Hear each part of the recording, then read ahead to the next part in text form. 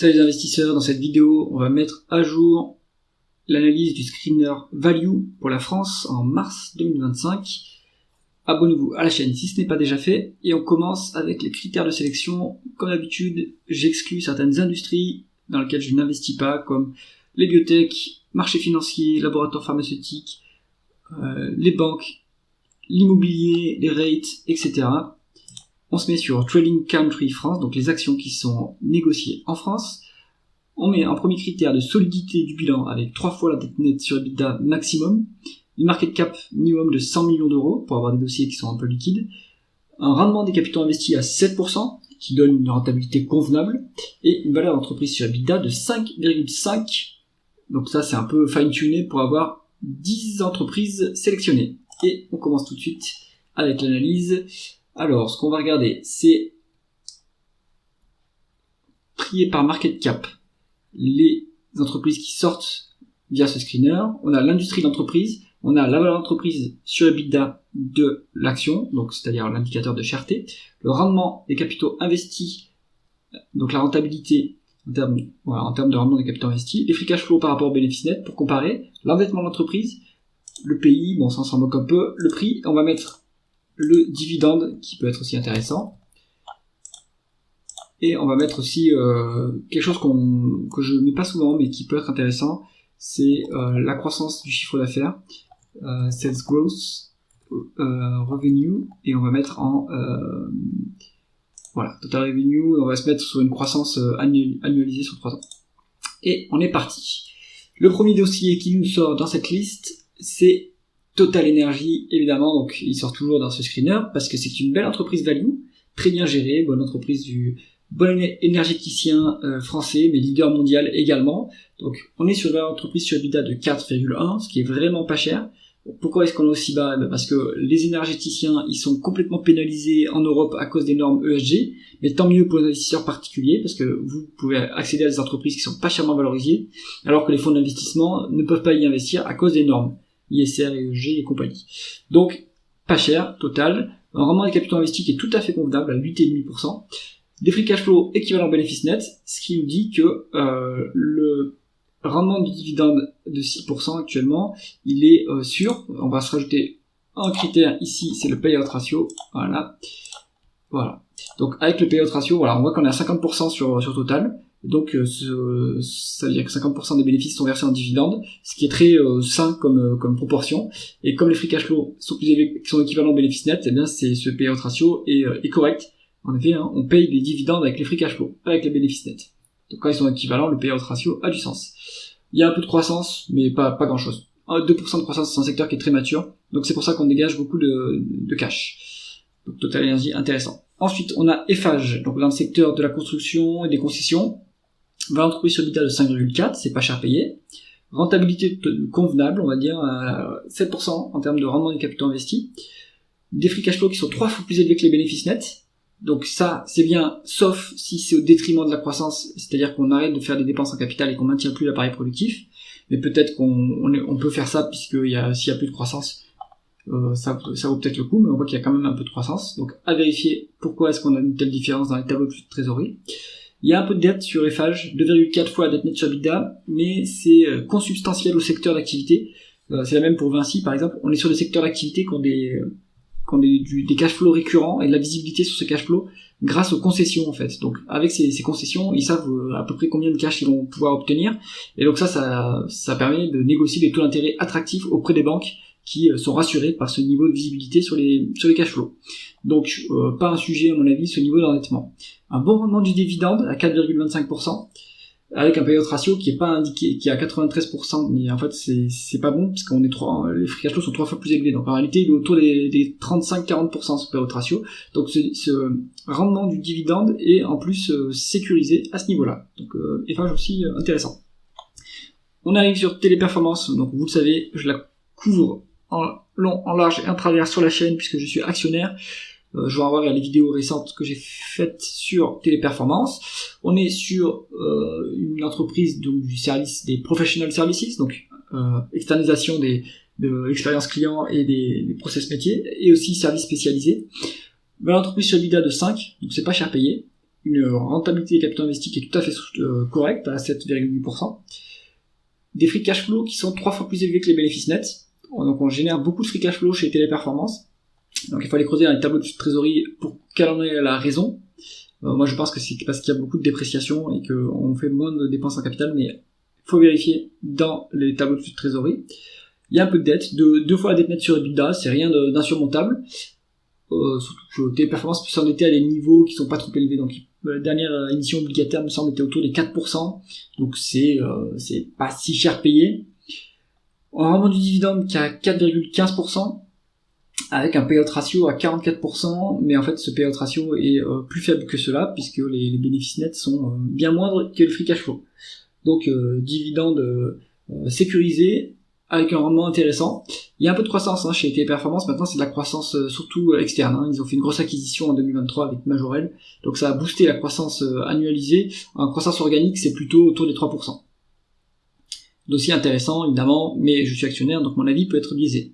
Vallourec, on est sur du parapétrolier, c'est un producteur de tubes en acier sans soudure, donc c'est utilisé par les plateformes pétrolières pour pomper le pétrole.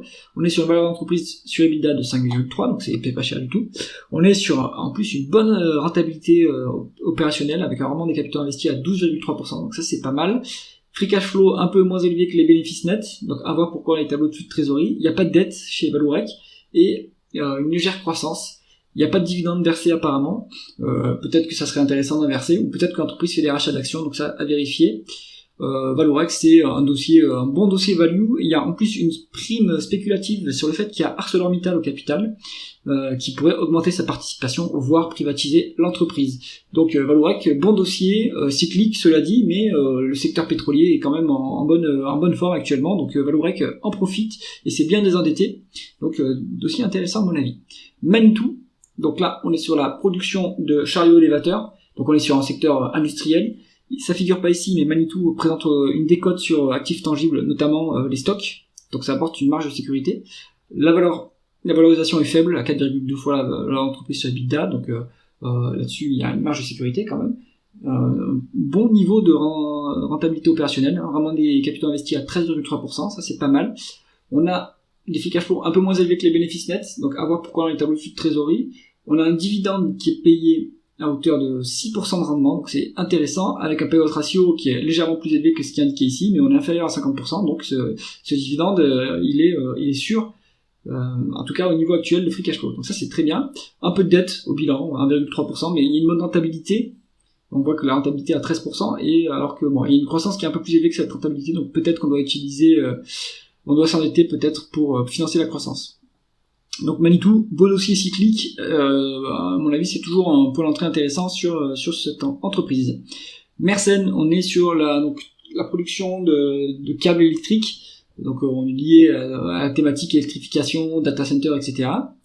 On est sur une valeur d'entreprise sur EBITDA de 4,1, donc c'est pas cher.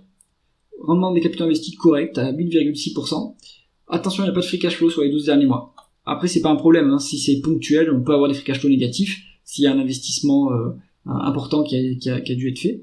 À voir comment ça se poursuit, ces free cash flows, ils vont être structurellement négatifs, ou est-ce qu'ils vont réaugmenter, donc ça c'est à vérifier. Donc ce qui veut dire qu'on a versé le dividende à crédit, toutefois, il est à 6% de rendement du dividende, mais on n'avait pas de free cash flow pour le verser, donc temporairement on a dû s'endetter. D'ailleurs la dette nette sur EBITDA est à 1,5 fois, ce qui n'est pas un niveau dangereux. Et il y a un peu de croissance sur Mersenne. Donc Mersenne, à mon avis, c'est un dossier intéressant, juste clarifier le point sur les free cash flow. Groupe Guillain, c'est aussi une valeur bien connue des investisseurs value français. Donc on est sur de l'emballage alimentaire. Valeur d'entreprise sur EBITDA, c'est pas cher, 4,2 fois. Bon rendement des capitaux investis à 9,2%, donc ça c'est pas mal. Équivalence des free cash flow des bénéfices nets, ce qui veut dire que le payout ratio est bien à 30%, avec un rendement du dividende intéressant à 4%. Donc ça c'est pas mal, il y a un peu de croissance en plus sur le dossier. Et il y a légèrement de la dette, mais rien de significatif. Donc groupe Guillain, intéressant, c'est cyclique, toutefois ça dépend de la consommation en France et en Europe. Mais bon, ça se regarde. Pull Up Entertainment, donc ça c'est une société de jeux vidéo qui fait notamment le Warhammer, qui exploite la licence Warhammer, il me semble. On est sur une valeur d'entreprise sur EBITDA de 2. Donc là c'est la plus basse de cette sélection, c'est vraiment pas cher payé. Bon rendement des capitaux investis à 8,6%. Free cash flow négatif. Donc là, pareil, pourquoi? Est-ce que c'est conjoncturel? Est-ce que c'est structurel? Avoir un tableau de flux de trésorerie. Il y a un tout petit peu de dette, mais rien de significatif. Et il y a un peu de croissance sur le dossier, mais seulement 3% en rythme annualisé sur 3 ans. C'est pas fantastique non plus. Mais la valorisation est vraiment pas chère. Compagnie du Mont Blanc. Donc là, c'est la société qui exploite la station de ski. On est sur une valeur d'entreprise sur EBITDA de 3,8, c'est pas cher. Bon rendement des capitaux investis à 15%, donc ça c'est vraiment pas mal. Free cash flow négatif, toujours pareil. Pourquoi? Conjoncturel ou structurel? À vous de vérifier dans les publications de l'entreprise et dans ce que dit management. On a un peu de dette quand même, à 1,7 fois. Maintenant, ce type de boîte, je pense qu'il y a un peu de visibilité sur les cash flows, donc je pense que c'est pas très dangereux ce niveau d'endettement. Il y a un bon rendement du dividende, toutefois il est versé à crédit, et même si donc il est versé à crédit, et le payout ratio est à 30%, mais en fait à plus que ça, il est à plus de 100%, puisqu'on n'a pas de free cash flow pour le verser.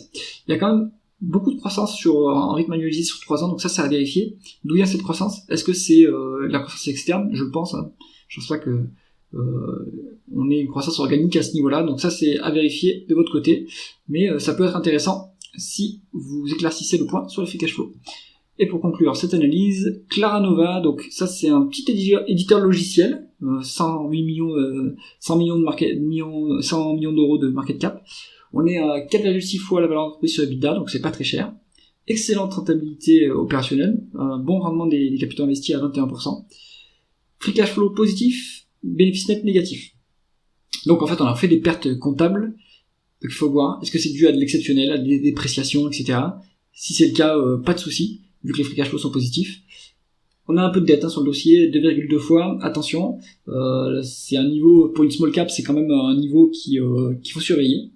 Et il y a un peu de croissance sur le dossier, mais rien de significatif. C'est tout pour cette revue, donc toujours pareil, dans cette sélection, qu'est-ce qu'on garde, qu'est-ce qu'on jette. Donc si on doit en prendre 3, en numéro 1, je mets Total Energy parce qu'en fait c'est pas cher payé et c'est sécurisé vu la taille de la boîte, vu la market cap, et c'est pas cher, en plus on a un bon dividende, donc incontournable. Ensuite je mettrai potentiellement Eiffage en numéro 2. Bon dossier value, il y a une décote, bon rendement du dividende. Ensuite, si vous aimez le sport, Téléperformance, puisque évidemment donc on est sur un dossier contrariant et il y a beaucoup de spéculation autour du dossier, il y a beaucoup de volatilité, il y a de la vente à découvert, donc ça c'est peut-être pour un investisseur plus averti. Si vous voulez la jouer plus sécurisée, je mettrai en numéro 3 Groupe Guillain, qui me semble pas mal, une bonne décote sur la valorisation. Il y a un dividende qui est pas mal, qui est bien sécurisé, c'est une société familiale, et c'est plus tranquille comme secteur. Alors bien sûr c'est lié à la consommation en France, donc ça peut un peu souffrir, mais c'est une société familiale qui est bien gérée, donc je mettrai Groupe Guillain en numéro 3. C'est tout pour cette analyse, j'espère que ça vous aura intéressé. Si c'est le cas, mettez un pouce vers le haut et pensez à vous abonner à la chaîne. À bientôt.